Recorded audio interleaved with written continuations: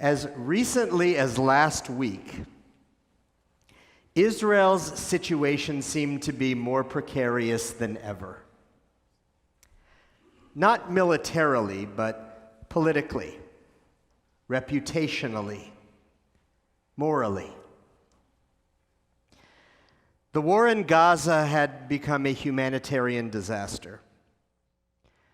The vision of annexing the West Bank into a greater Israel, once the fantasy of extremists, was now being spoken of as a real possibility.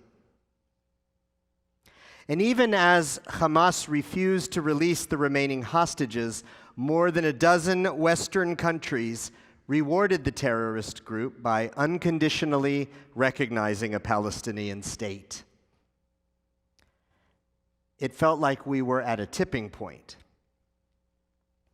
As the pro-Israel podcaster Dan Senor put it, it was looking as though, in retrospect, October 7th might be remembered as the Palestinians' Independence Day. But then on Monday, things tipped unexpectedly and dramatically in the other direction. Before the day was out, the whole world, from the Arab League and other Muslim countries to the Europeans who had just endorsed Palestinian statehood, rallied around President Trump's peace plan to bring the hostages home, end the war, and rebuild Gaza for the benefit of the Gazan people. Prime Minister Netanyahu agreed to the deal immediately, and the world called on Hamas to accept it too. We've seen plans like this fall apart before, of course. So it would be unwise to celebrate too soon. But the only people opposing it seem to be Israel's far-right politicians, who would have to abandon their hopes of annexing Palestinian areas and deporting the residents. Now it's up to Hamas, and all we can do is pray. In the meantime, the situation remains dire. And I worry that if the peace plan doesn't go through, it will get even worse. Not only for Israel, but for us too. We might not feel it in Great Neck, where Israeli flags line Middle Neck Road, but we live in a bubble. Across the country, the fabric of the American Jewish community is fraying under the strain of this war. In Genesis, when Jacob prepares to face his estranged brother for the first time in years, he prays, "O God of my father Abraham and my father Isaac, who said to me, 'Return to your native land and I will deal bountifully with you.' Katonti mikol hachasadim umikol ha'emet. I am small and unworthy of all the kindness you have shown me. With my staff alone I crossed this Jordan, and now I have become two camps. Rescue me, please, from the hand of my brother." How prophetic. Because with Israel embroiled in this horrific war, the American Jewish community has fractured into two camps. One is ardently pro-Israel, even if many in that camp are critical of Netanyahu's policies. The other is deeply disillusioned, not only with the current government, but with the whole Zionist idea of Jewish sovereignty in our ancient homeland. Unless and until these two camps are willing to listen to each other, the divide will only deepen. I am a Zionist. I believe Israel not only has the unconditional right to exist, but that it must continue to exist as a Jewish state for the safety and well-being of Jews everywhere. To me, the defense and preservation of Israel is a moral imperative. But I also know there are Jews who disagree with me. And in listening to some of them, I've come to realize that they're motivated by sincere Jewish concerns. And I believe, as some of our own pro-Israel congregants have said to me recently, that it's important to understand their perspective and take it seriously, just as I hope they will try to understand mine. My goal tonight is to capture the essence of each view in good faith, as I understand it, in the hope that I might spark curiosity and inspire respectful conversation across the divide. Let me start with my own camp. Zionism begins with the Torah, where God promises the land to Abraham's descendants. Rabbi Abraham Joshua Heschel writes that even in our long exile, the Jewish people has never ceased to assert its right, its title to the land of Israel. The continuous, uninterrupted insistence, an intimate ingredient of Jewish consciousness, is at the core of Jewish history, a vital element of Jewish faith. It was uttered in our homes, in our sanctuaries, in our books, in our prayers. Indeed, our very existence as a people was a proclamation of our link to the land, of our certainty of return. Religious Zionists saw God's hand in the UN vote of 1947, backing the partition plan, and in Israel's founding, which they called Reshit Tzmichat Geulatenu, the beginning of our redemption. Theodor Herzl, who was not religious, insisted that the Jewish people needed a secular state for protection because anti-Semitism would always plague us as long as we live under the rule of others.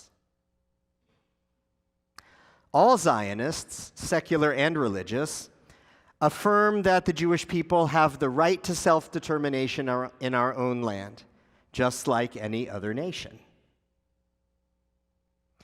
Many of us support self-determination for the Palestinians too.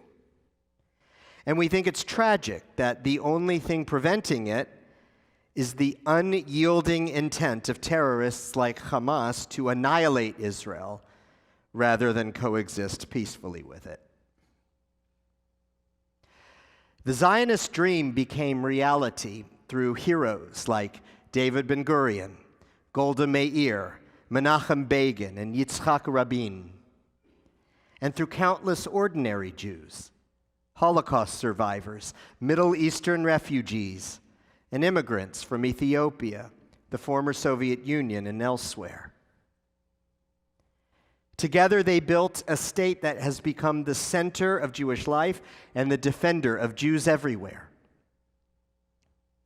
So, to those in the other camp, I plead with you, do not reduce Zionism to Netanyahu, Smotrich, and Ben-Gvir.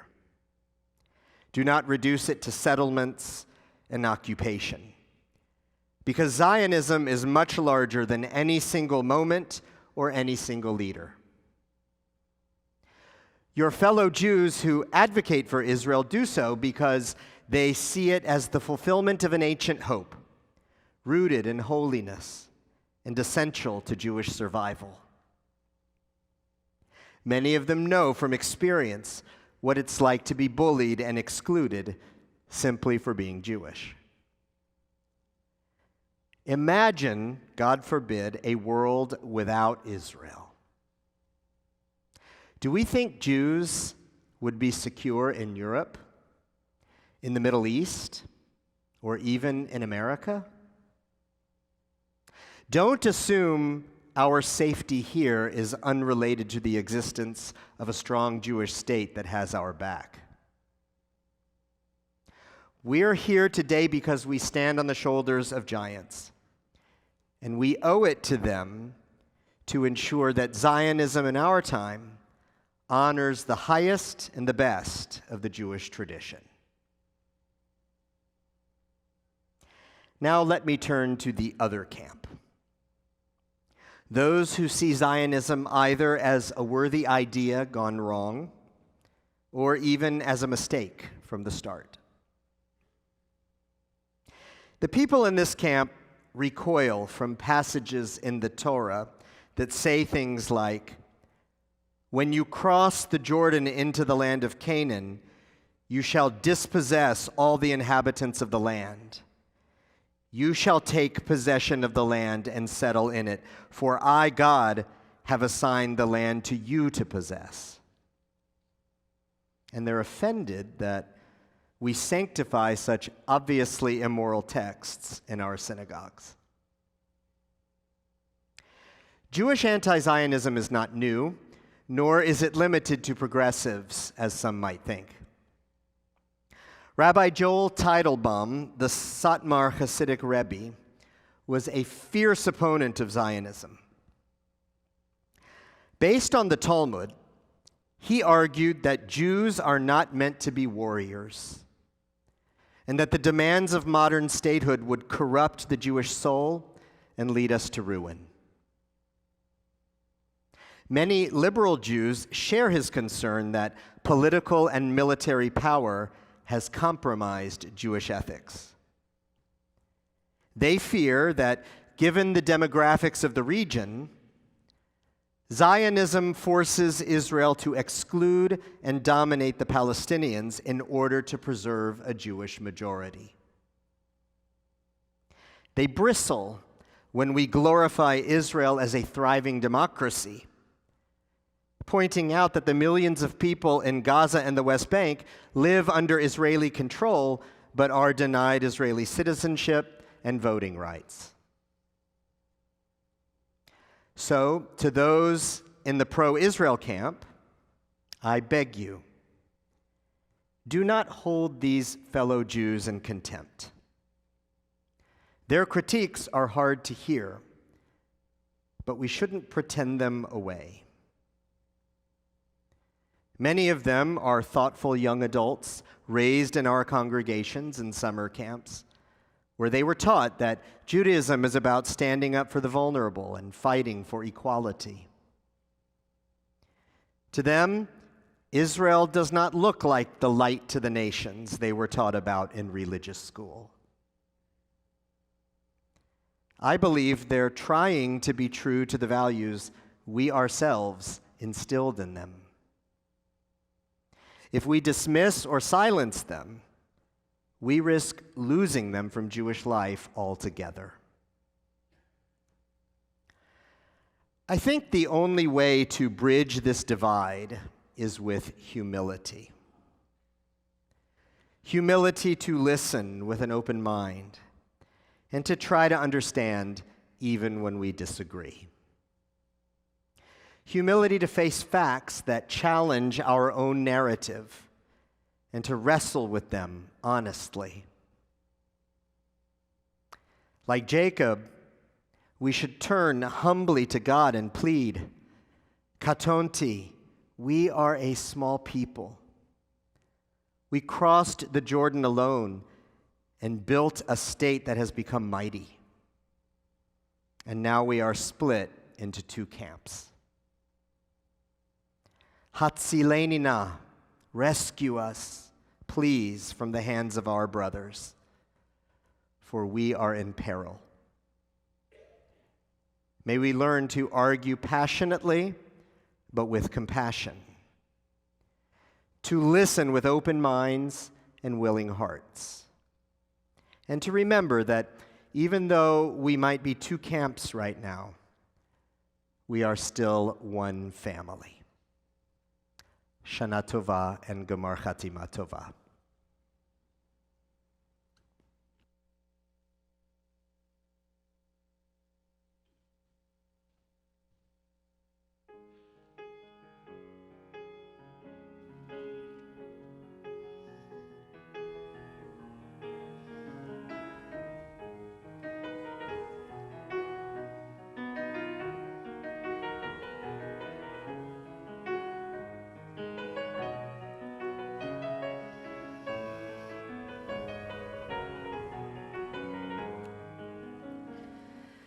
קטונתי מכל החסדים ומכל האמת אשר עשית את עבדך. קטונתי מכל החסדים ומכל האמת אשר עשית את עבדך. קטונתי מכל החסדים ומכל האמת אשר עשית את עבדך. קטונתי מכל החסדים ומכל האמת אשר עשית את עבדך.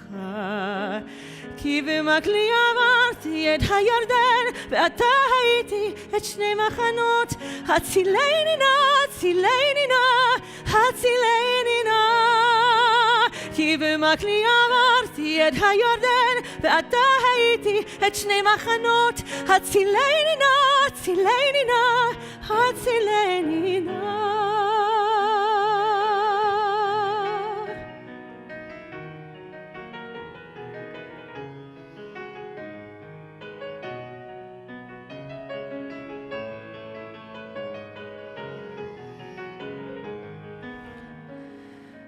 קטונתי מכל החסדים ומכל האמת אשר עשית את עבדך. קטונתי מכל החסדים ומכל האמת אשר עשית את עבדך. כי במקלי עברתי את הירדן ועתה הייתי את שני מחנות. הצילני נא, הצילני נא, הצילני נא. כי במקלי עברתי את הירדן ועתה הייתי את שני מחנות. הצילני נא, הצילני נא, הצילני נא. כי חסדך גדול עליי, כי חסדך גדול עליי. והצלת, והצלת נפשי משעול תחתיה.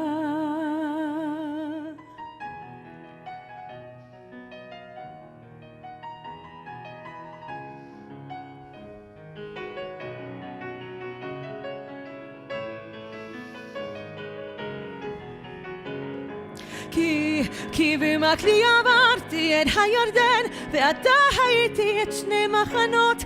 הצילני נא, הצילני נא, הצילני נא.